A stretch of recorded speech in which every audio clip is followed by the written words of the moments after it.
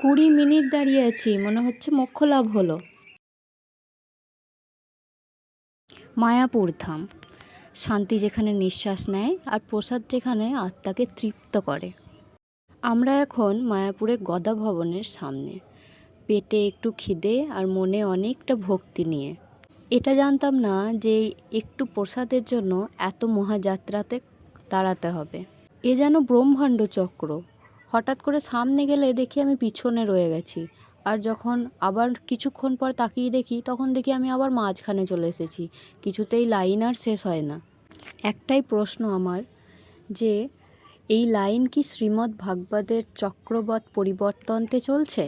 মন বলছিল এটা হলো মোক্ষ লাভের ট্রেলারের ট্রায়াল ভার্সন। পায়ে যন্ত্রণা, পেটে খিদে, প্রসাদের লাইন, ধৈর্য, সবই লীলার অংশ দাদা। হ্যাঁ, গীতার ১৬ অধ্যায় আছে অন্নং ব্রহ্মেতি।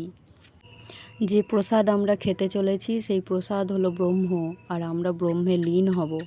সেই কোথা থেকে ঝড় বৃষ্টি জল কাদা সব মাথায় নিয়ে তোমার কাছে এলাম, আর তুমি এত ঘোরাচ্ছ।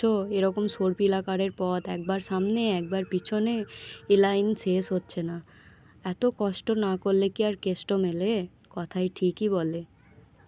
কেউ বলছে পায়ে লাগছে, কেউ বলছে মাথা যন্ত্রণা করছে, কেউ বলছে গরম করছে, কেউ ঘামছে, কারো গায়ে দুর্গন্ধ। কত কি সহ্য করে এই লাইন শেষ করেছি, তার আর কিছু বলার নেই সেটার ব্যাপারে। অবশেষে লাইন প্রায় শেষের দিকে, যেন স্বস্তির মুখ দেখতে পাচ্ছি। আর ধৈর্যের বাঁধ মানছে না, এই লাইন শেষ আর হচ্ছে না। এই শেষ হতে হতে হতে হতে প্রায় শেষের দিকে চলে এসেছি। এখনও একটা পাক মারতে হবে। এই একটুখানি জায়গাতে আমাদেরকে 6টা পাক মারা করিয়েছে। তারপরে আবার এখান থেকে বের হওয়ার পরে আবার কিছুটা যেতে হয়েছে হেঁটে হেঁটে, সেটাও দেখতে পাবেন। তারপরে গিয়ে আমরা পৌঁছাই প্রসাদের আসল জায়গায়। সেখানে গিয়েও লাইন, শুধু লাইন না, আবার সেখানে আবার কুপনও দিতে হচ্ছে। মানে আগেই আমাদেরকে কুপনটা কাটতে বলা হয়েছিল, কেটে নিয়েছিলাম আমরা। দিয়ে সেই কুপনটা আবার এখানে জমা দিতে হবে, তারপরে প্রসাদ পাওয়া যাবে। আমরা প্রায় চলে এসেছি। প্রসাদের লাইন একদম শেষের মুখে, এন্ট্রান্স হলের সামনে দাঁড়িয়ে আছি।